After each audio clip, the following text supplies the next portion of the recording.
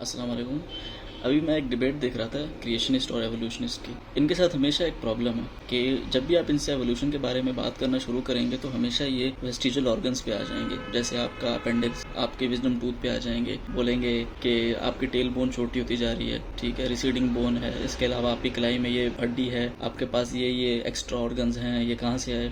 और इनसे मेरा एक सवाल है कि भाई आप लोग डायरेक्ट ये वेस्टिजियल ऑर्गन पे कैसे आ जाते हैं, ये डायरेक्ट फॉसिल रिकॉर्ड पे कैसे आ जाते हैं। आपने हमें यही नहीं बताया कि सेल की शुरुआत कहाँ से हुई, आपने यही नहीं बताया कि डीएनए की शुरुआत कैसे हुई, डीएनए कैसे पैदा हुआ एक ऐसी दुनिया में जहाँ पे यूवी रेडिएशन आज से 10,000 गुना ज्यादा थी। आपको एक वीडियो दिखाता हूँ, जरा ये सवाल सुने, बड़ा इंटरेस्टिंग लगेगा आपको। ये इन भाई को आप जानते हैं, जानते होंगे, नहीं भी जानते तो कोई बात नहीं है, लेकिन ये सवाल सुने आपको बड़ा इंटरेस्टिंग लगेगा।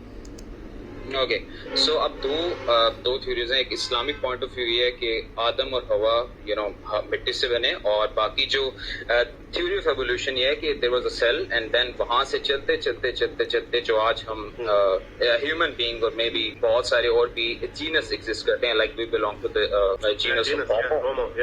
सो my question is that single cell जहां से ये सारी एवोल्यूशन स्टार्ट हुई है, how that single cell which जिसका कॉन्शियस नहीं था evolved into a being like me or maybe like you जो के कॉन्शियस रखती है, how is it even possible? अब सवाल आप लोगों ने सुन लिया। अब ये भाई की जंपे देखिएगा कि सवाल हुआ है कि सेल की शुरुआत कैसे हुई। तो आप मॉलिक्यूलर लेवल पे आए और मॉलिक्यूलर लेवल पे आके आपको बताना चाहिए कि भाई डीएनए की शुरुआत ऐसे हुई, आरएनए की शुरुआत ऐसे हुई, सेल वजूद में ऐसे आया। साइंस के हिसाब से तो जो जिंदगी शुरू होती है वो सेल से शुरू होती है, सेल से नीचे कोई जिंदगी नहीं है, ठीक है। तो सेल से कैसे जिंदगी शुरू हुई, जरा सुनिएगा ये भाई जवाब like it's not even possible, maybe in thousands or maybe trillions of years. No, not the second thing is 4 billion years. Yes, we see that. Fossil है हमारे पास. ओके अब तो हमारे पास वो फॉसिल्स हैं कि मैं जीनस ऑफ इक्वोस से जीनस ऑफ होमो के दरमियान जो ट्रांजिशन हुई है उसकी हमारे पास फॉसिल्स तो होने चाहिए। उसके नहीं हो सकता ना, बिकॉज जो माइक्रोबियल लाइफ का फॉसिलाइज होना बड़ा मुश्किल है। लेकिन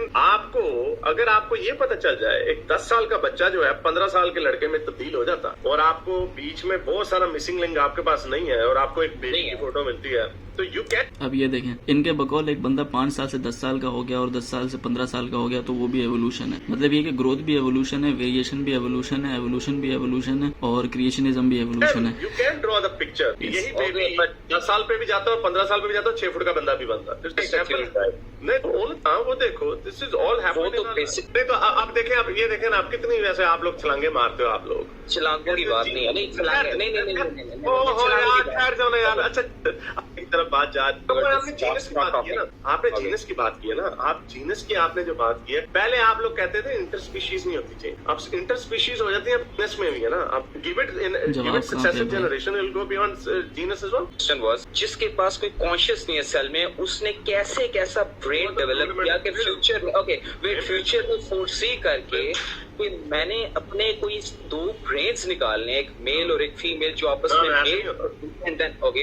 तो भाई ये है, ऐसे नहीं होता। जवाब नहीं है हमारे पास, लेकिन हम ये बोलेंगे कि ऐसे नहीं होता इसलिए क्योंकि हमारे पास जवाब नहीं है। तो इन लोगों से थोड़ा ख्याल करें, क्योंकि साइंस के नाम पे चीजें बेचते तो हैं, लेकिन सिर्फ किताबें पढ़ने से काम नहीं होता। आपको बेसिक लेवल पे जाके बताना पड़ेगा डीएनए की शुरुआत कैसे हुई, सेल की शुरुआत कैसे हुई, आरएनए की शुरुआत कहाँ से हुई। डीएनए में से आरएनए बनता है और फिर वो आरएनए राइबोसोम से आगे ट्रांसलेट होकर प्रोटीन बनाता है। ये सबका एक साथ होना जरूरी है। आरएनए तो सेल के अंदर भी तबाह हो जाता है, जिंदा नहीं रह सकता। तो ये एक ऐसी दुनिया में कैसे जिंदा रह गया जहाँ पे यूवी रेडिएशन आज से 10,000 गुना ज्यादा थी, एक ऐसी दुनिया जहाँ पर ओजोन लेयर नहीं थी, ठीक है। तो ये भाई जो है ना इसी किस्म के मंजन बेचते रहते हैं, थोड़ी इसी किस्म की छलांगे मारते रहते हैं। और जब भी डिबेट हो तो हमेशा इनसे यही सवाल कीजिएगा कि आप हमें बताएं कि डीएनए की शुरुआत कहाँ से हुई। दुनिया के सबसे बड़े एथिस्ट रिचर्ड डॉकिन, उनके पास भी इस बात का जवाब नहीं है। जब उनसे इस चीज के ऊपर सवाल किया जाता है तो वो बोलते हैं कि थ्योरी ऑफ पैनस्पर्मिया। पैनस्पर्मिया ये वाली थ्योरी है कि लिविंग ऑर्गेनिज्म जो पत्थर होते हैं, एस्ट्रॉइड्स जो होते हैं, उनके जरिए से जमीन पे आए। जब एस्ट्रॉइड जमीन पे आके लगे, प्रिमिटिव अर्थ पे जब आके लगे थे, और वहां से फिर जिंदगी जमी हुई थी, फ्रोजन थी, वो वहां से निकली और उसने आके यहाँ पे बसेरा कर लिया, हैबिटेट हो गई, ठीक है। ये थ्योरी ऑफ पैनस्पर्मिया है। तो भाई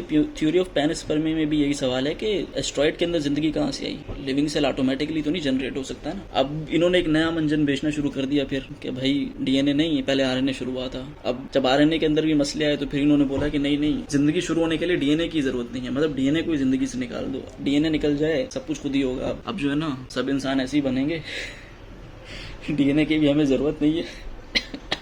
आरएनए की भी जरूरत नहीं है, सेल्स की भी जरूरत नहीं है, न्यूक्लियस की भी जरूरत नहीं है। पूरे साइंस को अब चेंज कर देते हैं हम, इसलिए क्योंकि एवोल्यूशन को हम बरकरार नहीं रख पा रहे। तो इनसे थोड़ा एहतियात करें और इनसे हमेशा यही सवाल करें कि भाई फॉसिल रिकॉर्ड पे तो बाद में आएंगे, वेस्टिजियल ऑर्गन पे बाद में आएंगे, पहले आप डीएनए के बारे में बताना शुरू करें। शुक्रिया, अल्लाह हाफ़िज़।